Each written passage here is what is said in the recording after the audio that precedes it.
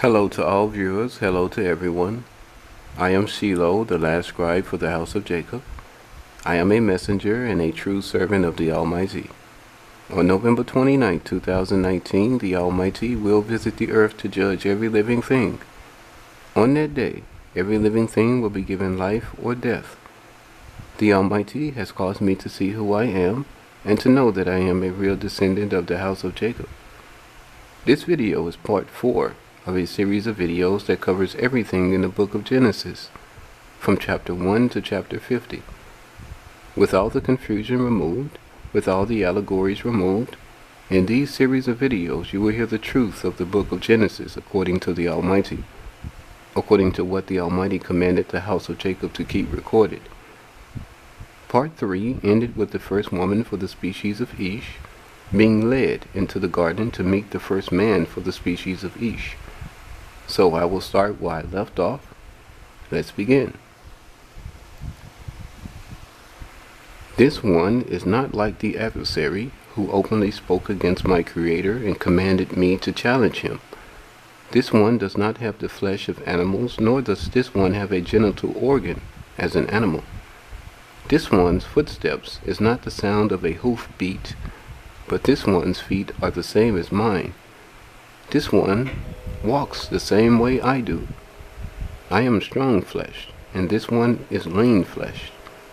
This one's body has the same self-skin, the same body limbs, and the same kind of hands as I do. This one's genital organ looks opposite to fit with mine. Our bodies can become one flesh together. Certainly, after such a thing, the two would be joined together and become a family. This one is a female, but not the female gender of the human species of Behemoth. This one is alone, with no other living being from any other human species with her. In his heart, the first man for the species of Ish told himself, saying, "This one is the same bone of my bones and the same flesh as my flesh." Indeed, the first man for the species of Ish became very happy about this occurrence. This first female of the species of Ish became precious in the sight of the man. The first man for the species of Ish thought about what to say and considered how to declare a name for the first female for the species of Ish. Then he called aloud and invited the female to meet him. She did approach him and drew near to him. After their encounter, the first man for the species of Ish chose and invited guests to preach to them and proclaim to them.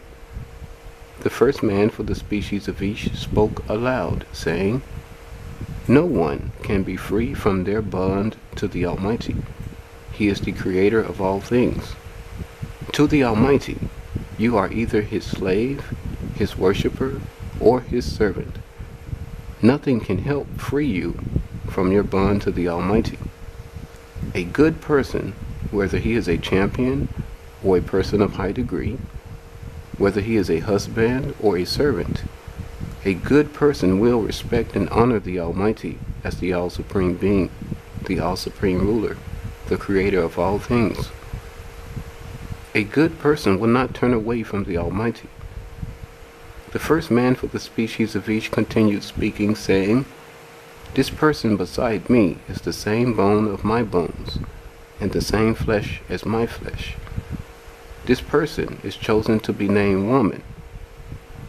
She has been appointed and reserved for the men of the species of Ish. She is my helper. By the command sent from the Almighty, she is to support and care for men of the species of Ish.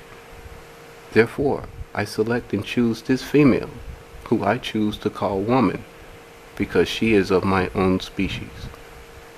I accept her to be my own family, and she is reserved for my possession. A man that is alone in life will acquire a woman to start a family of his own. Therefore, for a woman to be a wife, who is called Isha, for a woman to be married to a man will leave his father's household and from under his mother's care. He will cling to the woman he has acquired. He will keep her close to him and follow her closely. Together they will become one flesh. Then they are considered joined together as a family. In the event of man and woman joining their flesh together, the woman has become the man's wife, and she is the man's possession. They will not leave off from their marriage. The woman will cleave to the man. She will not leave him empty, nor leave him alone. The man and the woman will help each other, support each other, and care for each other as a family. In this manner, in this way, every man, every woman, and every family will repeat and follow the Almighty's command as honest, correct, and true. With no confusion, the man and the woman were naked before one another and were not troubled by the reason of their own nakedness. The first man and the first woman for the species of Ish were not hesitating because of their nudity. The man was not disappointed at the nakedness of the woman, neither was the woman disappointed at the nakedness of the man. They did not feel shame or disgrace because the man and the woman did not have thoughts to cause them shame. There was no cause for them to act shameful. Now the adversary, the male king of the species of Adam, is an adulterer. He is a hypocrite. He is an enchanter who practiced and learned to whisper magic spells. He carefully observes omens and practices fortune-telling. He uses enchantments and practices divinations. He believes his soul is of a serpent constellation. He imagines his inner being to be a great dragon. He pictures himself to be a quickly moving dragon. For attacking the first man of the species of Ish, for attempting to take possession of the first man of the species of Ish, and for the sin he committed by acting proud against the command sent from the Almighty struck the male king of the species of Adam with a mark and a spreading skin disease of leprosy. To be for a sign, the Almighty struck the male king of the species of Adam with a second spreading skin disease of serpigo. Now, struck by two spreading skin diseases one after the other, the adversary formed beyond what was normal. The adversary had become disturbed, confused, and ashamed in his mind. In a dry and empty place of the valley, with spotted, pale, rough, irregular skin, his hope and expectation was beginning to fail. He had no female to be his adulterous wife. He had no family of his own. Then the adversary, the enchanter, arose from his resting place. Now the adversary had become more clever in wickedness. He had become more cautious using his trickery. The adversary, the male king of the species of Adam, was strong and more wicked in his self-cunning than any beast, any animal, or living creature in the field of the earth. After the Almighty led the first woman for the species of Ish to the first man of the species of Ish, the woman and the man continued to observe and care for one another. They continued to eat together. They had become very close. Then the Almighty appeared before them. As the man and the woman were looking at the Almighty spoke and commanded, saying, I am the Almighty, the All-Supreme Being, the All-Supreme Ruler, the Creator of all things. I am the most powerful, and I am the most holy. Beware, you can freely eat the fruit from every tree in the land, but you will look away from the wooden book of knowledge that gives you understanding and perception of good and evil. Do not let your eyes observe the contents in the wooden book of knowledge that is in the garden. You will not read the contents in it. The book is fastened and is firmly shut.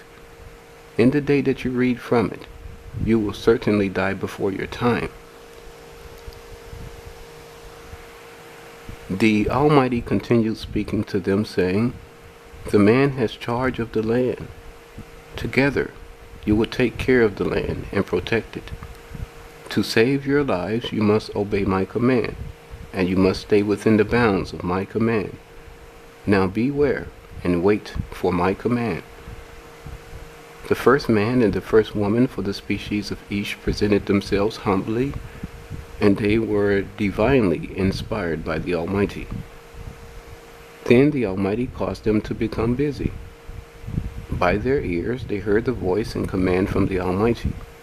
Together they committed to honor and serve the Almighty as His servants and worshippers. The Almighty caused them to become industrious and perform His righteousness. He set a work for them to perform. The man fashioned tools to build. He used the tools to hedge thorns that sprung up about the garden. Together, the first man for the species of Ish and the first woman for the species of Ish were performing the command that came from the Almighty. The man had stored the commandment in his memory, even about the everlasting covenant. The first man for the species of Ish laid down earth and stone for an altar to worship the Almighty. Together the man and the woman set up a foundation for a house. They built a floor with thin planks of timber from a tree. Then they set up thin planks of timber for the sides of the house. They set up thin planks of timber for a ceiling, and even set up a door to fill the doorway. The Almighty caused them to continue working, and they were being industrious. Not many days after he had finished eating, the man rested. Then he fell asleep.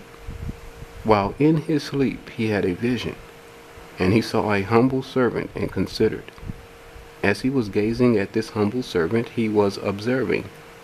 This humble servant was different than any man of the men of mankind. He saw this humble man be brought up to meet the Almighty, and he saw the Almighty choose this man as being worthy. Then the Almighty caused this certain man to become a mighty champion. He saw the Almighty cause this certain man to become a man of high degree, and this certain man became a steward for all mankind. As the first man of the species of Ish was sleeping and observing his vision, the adversary was spying in the land. He saw the woman walking not far from the garden, and he desired her. Staring at her, he considered and determined what to say. Acting proudly, he presented himself to the woman. Speaking against the Almighty, he asked the first woman for the species of Ish her name. Then he asked, saying, "Has your God commanded you not to eat the birds that devour the fruit in the trees? Has your God told you not to destroy flesh?" The adversary continued speaking to her by asking, "Have you promised your God not to read from the wooden book for knowledge and perception of good and evil?" The first woman for the species of Ish answered by saying, "We cannot destroy, nor can we oppress living flesh. We cannot eat the birds that devour the fruit of the trees. We cannot use the sword to kill the beasts to eat for food. We cannot waste the trees by destroying them with fire, but we can use the wood from the trees for building. We can eat the fruit on the ground and the fruit of the trees, but we cannot read from the wooden book that is among us in the center of the garden. The Almighty told us to beware. He commanded us not to open the wooden book for knowledge and perception of good and evil. He commanded us not to come near to reach unto it, in no wise, unless, as a penalty, we die before our time." As they were speaking, the adversary determined this female was not of his own species. She was the mate for the first man for the species of Ish. Now at this moment he intended to destroy the seed of man for the species of Ish. He planned to make the first woman of the species of Ish become an adulteress. The adversary desired for the man to become as himself, an adulterer. In his heart the adversary spoke to himself, saying, "Surely together I will cause the man and the woman to be put to death. Acting proudly and in his own self-boasting, the adversary challenged the first woman for the species of Ish. He challenged the command that came from the voice of the Almighty. The Almighty, or the adversary, spoke to the first woman for the species of Ish, saying, "Surely your penalty will not be death. You are a special work and a special possession to your God. Your God has this knowledge and he understands. In the time that you read the wooden book of knowledge and perception of good and evil, you will become extremely wise. You will become godlike. You will be a better living being. You will become a goddess. Your eyes will be able to see what you cannot see. You will be able to live with extraordinary mental and spiritual qualities. Out of a fountain of water, you will see your appearance become more cheerful and more beautiful. You will be able to eat the birds that devour the fruit in the trees. For food, you will be able to use the sword to kill the beast. You will be happy feeding on the richest of flesh, the best of every kind. Your eye will tell you what is unpleasant and evil. You will be able to discern and find out what is hurtful, and you will remain a special possession to your God." Then the adversary asked, "Has your God told you the reward for becoming a bride? Do you know the benefits of being a family and having children? Has your God commanded you not to be fruitful and bring forth children?" Self-boasting, he continued speaking to the woman, saying, "I swear and certify the goodness of the reward that comes from having children. Furthermore, your God can certainly acknowledge the precious pleasantness of becoming acquainted with the flesh of a person. Sexually, lying down with a man is very agreeable to the pleasure senses. It is the right way to learn by experience. You get the right understanding by experience. In sex, you will bring forth a beautiful family and great kinsmen. With respect to your God, me as a man of skill, I will make it known to you. From the wooden book, I will teach you how to lay with a man if you promise to experience this with me, and use what you have learned to teach the man." As the Almighty had foretold his holy assembly, now was the time for fate to befall upon the woman. Alone together, the first woman for the species of Ish and the adversary arrived at the center of the garden. Among the fruit and trees, in the warmth of the day, ignorant and unaware, the first woman for the species of Ish rebelled against the Almighty's command. By the cunning speech from the adversary, the woman became disobedient to the command that comes from the Almighty. The adversary reached out and took hold of the book. When the woman saw the wooden book, she considered. The book looked beautiful in her sight, and she wanted to learn about it. By the cunning speech of the adversary, she believed it to be a book most desired. She believed the book would make her extremely wise. She imagined herself becoming godlike. She pictured herself becoming a goddess. Very suddenly it happened. The adversary did not waste time. He laid his hand upon the woman and made her lie down. Then he joined to the first woman of the species of Ish, becoming one flesh with her. As she was reading, she had gained perception of good and evil. As the woman and the adversary were indulging, and the adversary was secreting his semen, the woman's eyes were opened. Now she knew she was naked and helpless. She could see that she was naked and helpless. She looked at the adversary and judged his appearance. She became displeased. The adversary became angry and violently struck the ground. The woman became unhappy with what was happening and began crying aloud. The adversary withdrew among the trees and thick plants of the garden. Indeed, this happened as the first man for the species of Ish slept. This happened as the man was observing a vision of a certain man the Almighty found worthy. This certain man became a mighty champion. This certain man of the species of Ish became a person of high degree, and this certain man was appointed to be the steward for all mankind. Suddenly, the first man for the species of Ish awoke from the sound of weeping in the garden. As he got closer to the sound of weeping, he found the woman weeping aloud. He came near to her and showed care for her. As soon as the man came to her, she offered him the book. She put the book into his hands, then she gave him her body. The man consented and willingly gave his body to her.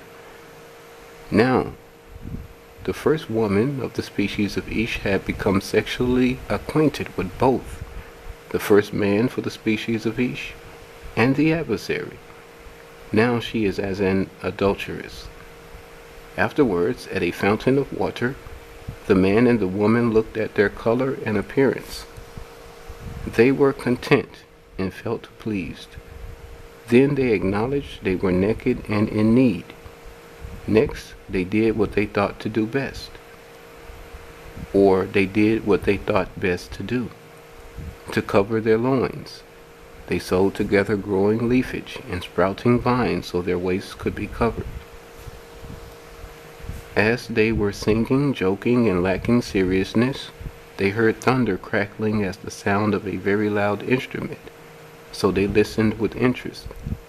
A familiar voice called out to them, saying, "Come to me and listen."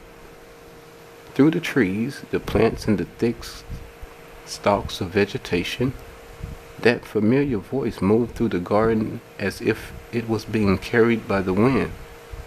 First, the voice was light, then as a cry aloud. At the hearing of the voice cry aloud, the adversary hid himself in the deepness of thick vegetation. The first man and the first woman for the species of Ish paid attention and considered. They spoke one to another, saying, "That is the voice of the Almighty. It is He who judges every god and every goddess. He is summoning us." The man and the woman, in fear, they decided to hide themselves in the thick stalks of vegetation. Then the voice of the Almighty asked aloud, saying, "Man, where are you?" In his heart, the first man for the species of Ish thought about what to say. Then he came forth from out of the thick vegetation to answer the command. As the first man for the species of Ish stood before the voice of the Almighty, he spoke, saying, "I heard thunder crackling as the sound of a very loud instrument. I heard a voice, and I believed the sound of it was familiar. The voice called out, saying, 'Come to me and listen.' Then, with the blast of the wind, the voice became a loud call. 'I stand in fear. I am naked and helpless before you. Out of respect and honor I hid myself.' The Almighty spoke to the man, saying, 'You understand you are naked and helpless. You have read from the book of knowledge and perception of good and evil. By His desire, at the Almighty's command, the weather in that region of the sky displayed His power. A tempest, a whirlwind, a violent and windy storm appeared. Then the Spirit of the Almighty appeared visible. The Spirit of the Almighty was agitated and angry. The Almighty was in the seat of His emotions. Animated of energy, His Spirit was inhaling and exhaling like a person strongly breathing. In his heart, the first man for the species of Ish thought about what to say. Then the man spoke, saying, 'I awoke when I heard a loud noise in the garden. I heard the woman weeping aloud. I am a humble man, not a fighting warrior type. I came to comfort her. I came to her to care for her. The woman you gave me offered me the book. She put the book into my hands and gave me her body. I did read about eating flesh for food. I did read about using weapons to kill. I did read about bringing children forth to have a family. I did read the book with her, and we indulged in the pleasure of our bodies. The Almighty spoke to the woman, saying, I commanded you not to read the book of knowledge and perception of good and evil. You are ordained to be with a man. You do not understand what you have done, but I understand what you have done. I command you to speak. Answer me. In her heart, the first woman for the species of each considered what to say. Then the woman answered the Almighty, saying, The enchanter came to me, acting very proud. He challenged me and your command. I did not discern what his cunning speech offered. I did not discern what his promising words offered. He certified himself of your command. I did not think about his desire, neither did I challenge him. I read the book of knowledge and perception of good and evil with him. I did read about eating flesh for food. I read about using fire and weapons to kill. I did read about bringing forth children to have a family. The enchanter fed on my desires and seduced me. He corrupted my way of thinking, and he completely deceived me. Then the Almighty summoned the enchanter, and the enchanter, who is the adversary, was before him, the Almighty. The Almighty spoke to him, saying, This place, this period of time, this day has been recorded, and so will all the days of this age until the end of the age at the time of trouble. Because you have done this, being committed to challenge my command, because you have done this, putting in order a plan to turn my new creation against me, because you have done this, you have revived your community. You have restored your kingdom. This is the end of part 4 of my video series, The Book of Genesis, Unsealed and Untold, that covers my manuscript titled The Almighty, the Beginning, His Creation of Mankind, His Promise to Judge Mankind, and His War against the Elohim. November 29th, 2019 is the day of the Almighty's judgment upon the whole earth. I am Shiloh, the last scribe for the house of Jacob. Watch my videos, follow me, and discover the recorded truth about the Almighty, His power, His glory, His honor, His reputation, His experiences with, and His message to all individual species of persons on the earth.